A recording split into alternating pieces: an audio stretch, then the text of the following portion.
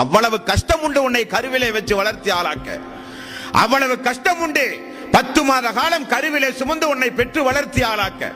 அல்லாஹுவே திருக்குரானில் தாய்க்கு நீ பணிவிடை செய் என்று சொல்லும் பொழுது அல்லாஹ் பயன்படுத்துகிற வாசகம் தெரியுமா? சிரமத்திற்கு மேல் சிரமப்பட்டு உன்னுடைய தாய் உன்னை பெற்று வளர்த்தி ஆளாக்கினாள். சிரமத்திற்கு மேல் சிரமப்பட்டாள், கஷ்டத்திற்கு மேல் கஷ்டப்பட்டாள். உண்ண முடியாது, உறங்க முடியாது, உண்ட உணவெல்லாம் குமட்டி வாந்தி எடுக்கிற கொடுமை, பச்சை மருந்துகளை எல்லாம் உனக்காக வேண்டி இனிப்பாக உண்டு வாழ்ந்த ஒரு தாய். அந்த தாயை எட்டி உதைத்தினால் விளங்குமா? அந்த தாயை வீட்டை விட்டு துரத்தி அடித்தால் கேமரால் வராதா? அந்த தாயை தெருவிலே உலாவ விட்டால் அல்லாஹ் விடுவானா?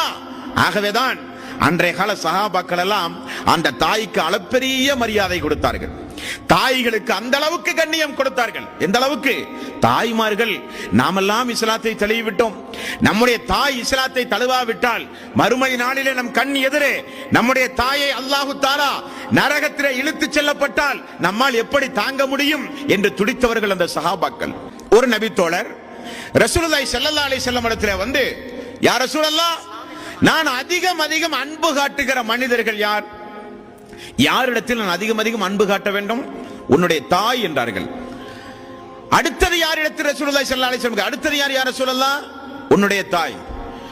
மூன்றாவதும் அந்த நபி தோழர், நான் யாரிடத்தில் அதிக அன்பு காட்ட வேண்டும் யா ரசூலல்லாஹ்? உன்னுடைய தாய். 3 முறை நபிகள் நாயகம் ஸல்லல்லாஹு அலைஹி வஸல்லம் தாய் தாய் என்றார்கள். என்ன காரணம்? அவ்வளவு கஷ்டம்